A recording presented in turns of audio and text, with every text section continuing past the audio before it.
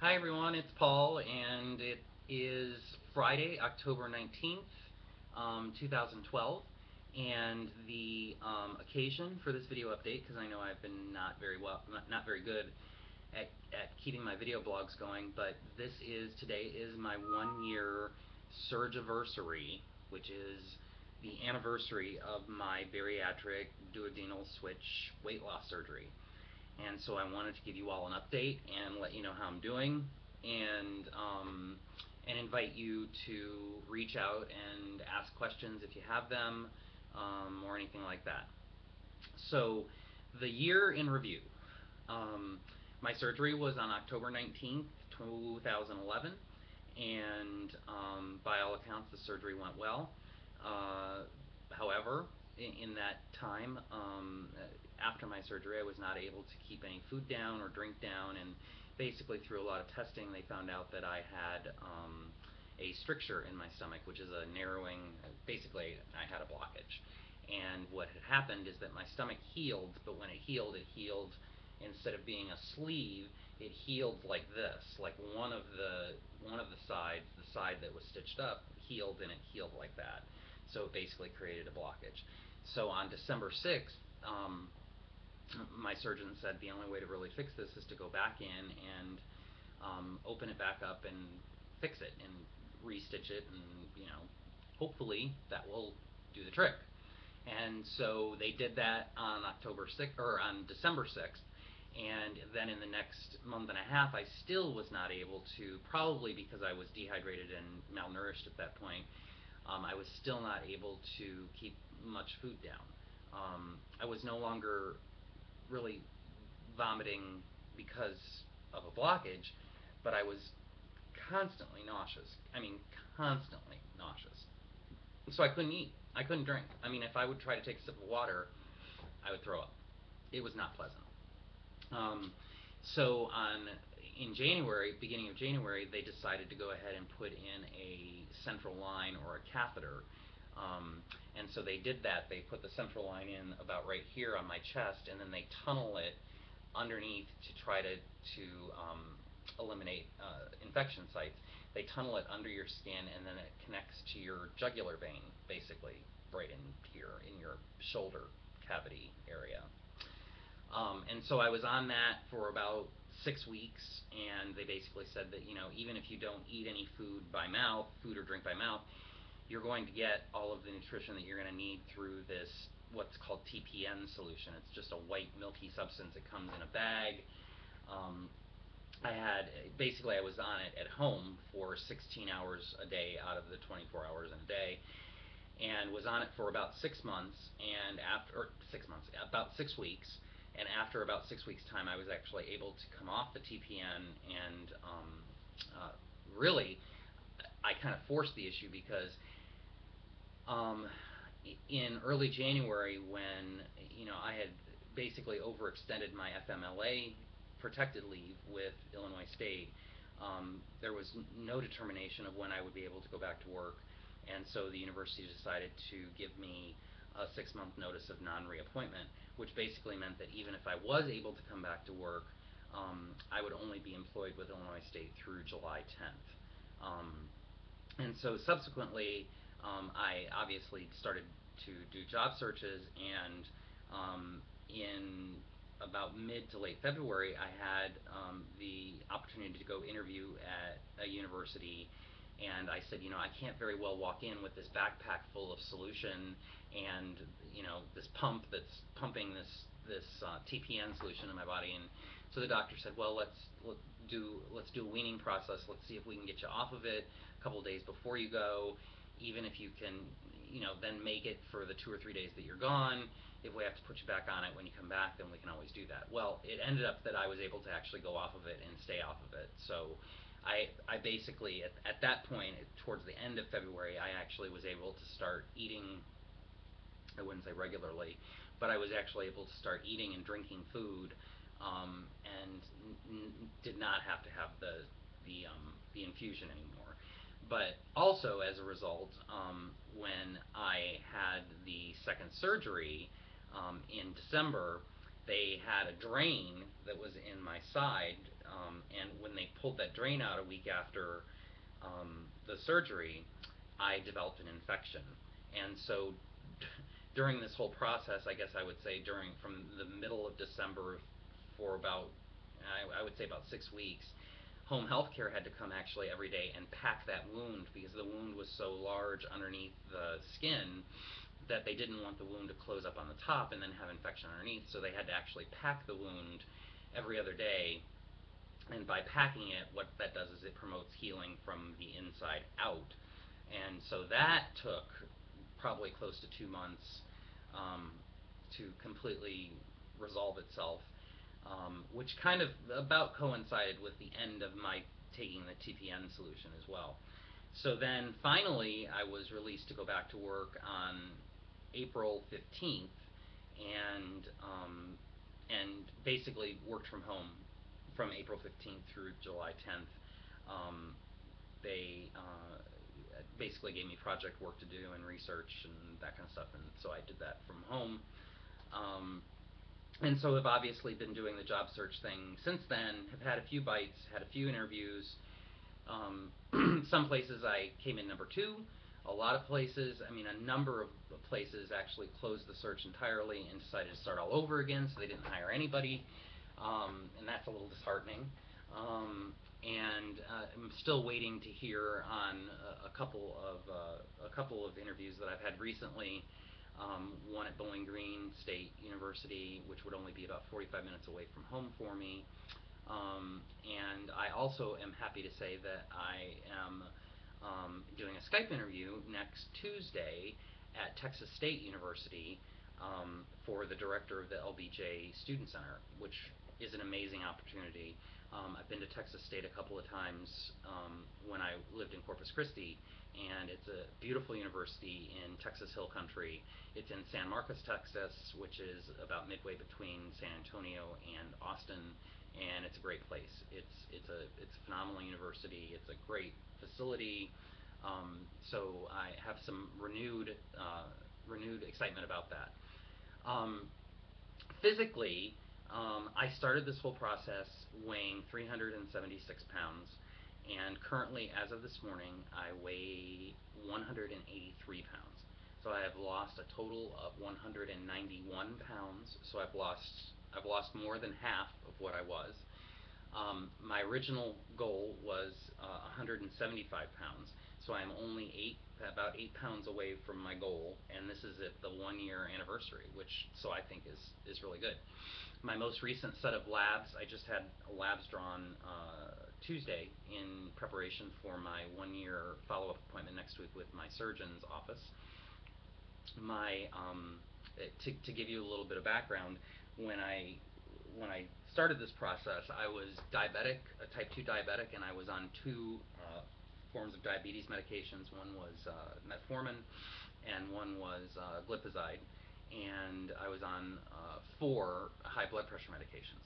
And I can tell you that today I am as diabetes free as you can be, I guess, with still being, the jury's still kind of out on, once a diabetic, always a diabetic, but I am on no diabetes medication and no high blood pressure medications, and my most recent estimated glucose reading was a 71, and the normal range is 70 to 100, so I'm actually at the low end of the normal range for my sugar, and my high blood pressure is consistently like 111 over 68 or 111 over 70, somewhere between 110 and 120 over 60 to 70. So my blood pressure is actually,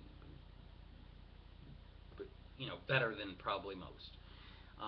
So those two issues have been resolved, and I would say that I have probably, as a result of having had this surgery, added probably years onto my life. And not only have I added probably years onto my life, but I think I've added a quality of life. I can do things now that I could never do before. I'm sitting here, you can't really see, but I'm sitting here with my legs crossed. I couldn't cross my legs before. I couldn't do that. I couldn't bend over and tie my shoes without my stomach getting in the way, and I can do that now. So by all accounts, I would say, in addition, the blood test that they did, the labs that they drew on Tuesday, probably measure for about 45 to 50 different markers, different red blood cell count, white blood cell count, sodium, potassium, chloride, the list goes on and on. My lipid profile, which is cholesterol, my total overall cholesterol is down to 74, and anything below 150 is considered normal, and anything under 100 is actually considered optimal. So I'm actually in the optimal range. My body mass index, or BMI, I'm actually at like a 28.3, I think, right now, which is still considered overweight, but I'm no longer in the obesity category. And I'm no longer definitely in the morbidly obese category, which is even higher. I think my BMI was like 55 when I started, and I'm at 28 now, 28.3 or something. Um, so, um, so I went home for a couple week vacation at the beginning of June, and as I always do when I go home, I stay with my best friend George and his family. And he actually asked me if I would, since I was doing job search stuff anyway, if I would be willing to stay and kind of help and do some consulting and some desk work and that kind of stuff while I continue my job search. And so I said, yeah, that's great. So I'm indebted to him and very thankful for the opportunity. It got me to work again, and I'm still doing consulting for him. I'm still doing TripAdvisor responses for. They own 8 hotels. He and his family own 8 hotels in the area that we're from, and so social media has become a big player in the travel industry, and so all of the TripAdvisor responses I respond to, all of the guest relations issues I respond to, and then I also look at guest satisfaction surveys that come back from each of the various hotels, and if they rated their stay high, then I actually send them an email asking for them to go out to TripAdvisor and write a good review. Because when people are looking for a place to stay, they actually look at the ratings on TripAdvisor. So, and by all accounts, we're doing extremely well. We've brought some of the properties up just by doing responses, by showing people that we care, by showing people that we're willing to hear their positive and their negative feedback and make changes. So that I'm still doing now, even remotely here back in Illinois. But for about 2 months during the summer, for July, August, and then the beginning of September, I actually stayed with George and his family and worked every day and worked a lot of hours. And so I am extremely grateful to George for giving me that opportunity to get back to work and to have something to look forward to every day. So much part of who I am. My self-worth comes from my work, and so I am very grateful to him. And I also should say that he was with me the day of my surgery. He flew out and was very gracious with his time in helping me to recover, and as was my friend Michelle, who also came for my surgery and was here for a few days and still continues. Michelle calls me almost every day just to check in on me because she knows that it's been tough psychologically being out of work, and the job search it's very time consuming, but it's time consuming, but it's somewhat depressing when you apply for job after job after job, and it takes forever, and higher education takes a long time. Just the process is long. And so I'm very grateful to Michelle and George both for their help, and I'm very grateful to all of you who have encouraged me and supported me. I'm very grateful to my friend Nathan and Kate from ISU, who did multiple trips with me to the hospital for follow-ups and for testing and all of that kind of stuff. I'm very grateful to Kate and Nathan both for their help in this process as well. And for all of you who have supported me through Facebook and through nice comments and prayers, I ask you to keep them coming. Now, since I got back about 2 months ago, I started an exercise regime because now it's not so much about losing weight, but it's about trying to tone up some of the excess skin and the fat that are on my body. Some of this stuff is just it just does not want to go away.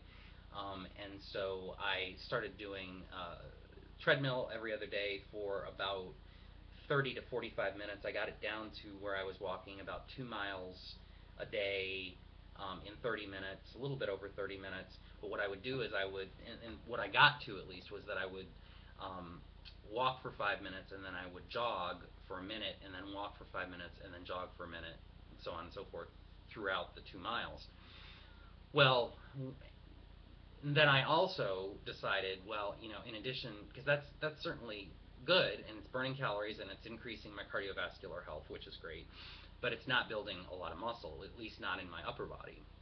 And so I decided to buy a kettlebell, some kettlebells, and found some kettlebell workouts online. And man, I'm telling you, they whip your butt. You would think they're just weights. I've got a 5 pound, a 10 pound, and a 15 pound, but it's not necessarily the weight. It's all of the motion and all of the different ways that you're using them that really are. It takes a lot of getting used to. I'm still getting used to them. And anyway, about 2 weeks ago, I started having a lot of pain in my right foot, and I have a reoccurring issue of plantar fasciitis in that foot, and I have inserts that, because I basically am flat-footed, and the inserts actually put an arch in my foot and keep me from getting plantar fasciitis. Well, the inserts are generally worn in my dress shoes, and I haven't worn my dress shoes because I haven't been working on a regular basis for almost a year now. And all summer, of course, I was basically in sandals. So I was flat-footed, and then I started to do this exercise routine, and so I ended up with a lot of pain in my foot. And then the foot pain kind of went away, or I was able to manage it because I started putting the inserts into my tennis shoes. I thought, well, there's no reason why these inserts can't go in my tennis shoes too. But then the pain moved up, and it's actually kind of in the side of my leg, or it's in the calf, but it's in the ligament that connects your ankle to your calf muscle. And so it has been very painful, so painful. The doctor basically said, stop running. He said, even though you're only running every 5 minutes for a minute throughout that workout, he said, it's too much impact. And he said, stop the jogging. He's like, continue to do the walking if you can. But he said, you may have to take a little bit of time off. So I've actually, for about the last 2 weeks, have had to do heat therapy, just using a heating pad, because the pain went out of my foot. The plantar fasciitis seems to have been resolved now since I started to wear the inserts. But the pain in the back of my leg has been, just to walk across the room has been horrible.